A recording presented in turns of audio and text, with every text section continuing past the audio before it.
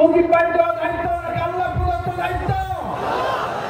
সুতরাং এই দায়িত্ব পালনে আপনি আমাদেরকে শত্রু মনে করেন কেন? এই সংস্কার করাকে আপনি আমাদের শত্রু মনে করেন কেন? এই সংস্কার যদি আপনি না মানেন, এই সংস্কারের দায়িত্ব যদি আপনি অবহেলা করেন, তাহলে প্রকৃতপক্ষে আপনি কোরআনকে অবমাননা করেন।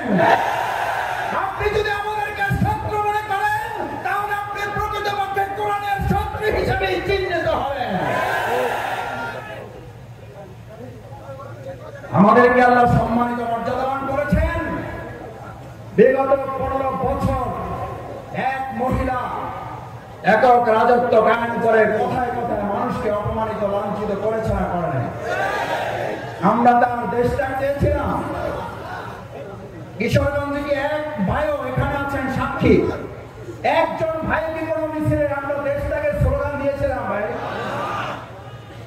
দু একজন দিয়ে থাকলে হাত দেখান যে আমরা দেশটাকের জন্য স্লোগান দিয়েছিলাম।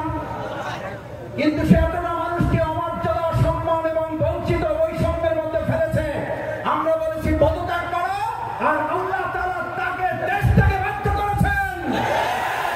শুধু তাকে নয়, তার গোটা দল এবং পরিবার শুদ্ধ দেশ থেকে বহিষ্কার করে লাঞ্ছনার শেষ সীমায় পৌঁছে দিয়েছেন। আমরা একটা কথা পরিষ্কার বলি, আলাকাদ কাররামনা বানি আদম। জামাত ইসলামী এই আদম সন্তানকে সম্মানিত করার জন্য কাজ করছে। আর আমরা আজকে বৈষম্যহীন একটা রাষ্ট্র করার সময় লক্ষ্য করছি।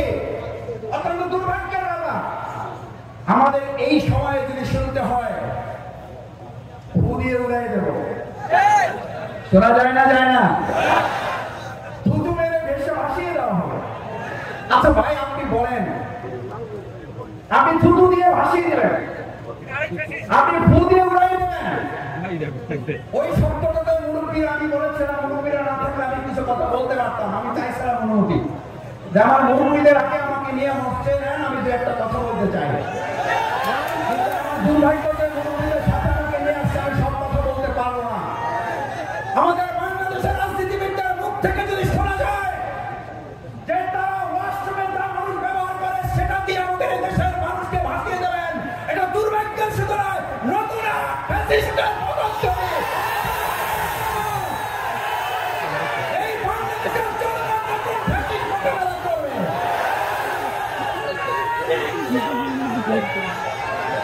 আমার ভাইরা, আমার ভাইরা, আমার ভাইরা, আমি কথা শেষ করতে চাই।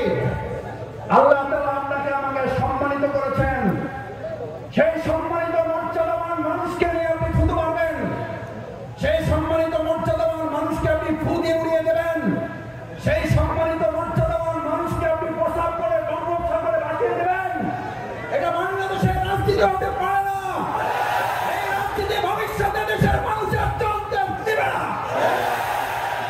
তাদেরকেও ফ্যাসিস্ট হিসেবে চিহ্নিত করে বাংলাদেশের কিশোরগঞ্জ যেমন অতীতে মোকাবেলা করেছে, ভবিষ্যতেও মোকাবেলা করা হবে।